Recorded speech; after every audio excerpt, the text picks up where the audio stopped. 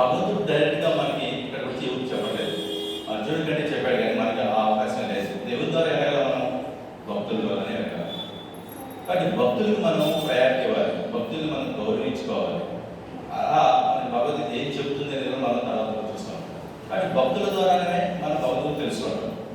అంతే కదా. ఒక వ్యాపారస్తుడు ఒక వస్తువు గురించి చెప్పాలి, ఎవరు తెలుసుకోవాలి, దాంట్లో ఎవరైతే ప్రావీణ్యత ఉన్నాడో ఆ వ్యక్తి లేకపోతే ఆ వస్తువు ఒరిజినల్ డూప్లికేట్ లేదా అసలు ఎంత ఇస్తాడు ఎంత ఇవ్వడం అనేది అడుగుతాం.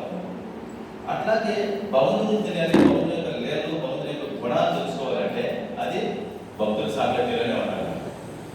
మరి భక్తుల సాంగత్యంలో లేకుండా ఇండివిజువల్గా మనంతా మనం భక్తులు అయితే ఎదగలేము. భౌతికంగా ఎదగొచ్చాము, భౌతికంగా ఏదైనా అవకాశాలు ఉన్నాయి, ఇంకా కష్టపడితే డబ్బులు వస్తాయి, దాంట్లో కావాల్సిన సుఖం ఉండొచ్చు.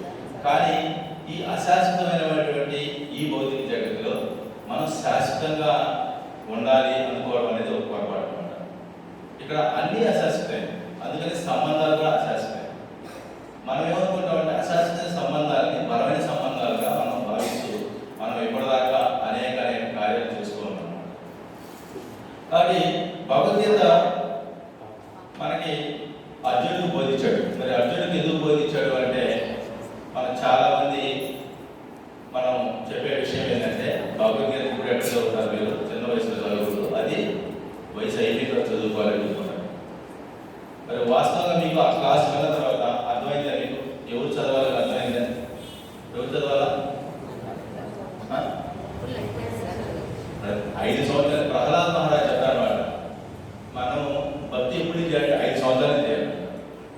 5 సంవత్సరాలు ప్రహ్లాద్ అంటే 5 సంవత్సరాలు అంటే చిన్నపిల్లవాడి నుంచి అదే భక్తిగా నేర్పిస్తే ఈరోజు సమాజంలో జరిగేటువంటి దురాగతాలు చేయకున్న పనులు అవి ఏవి కూడా జరగవు.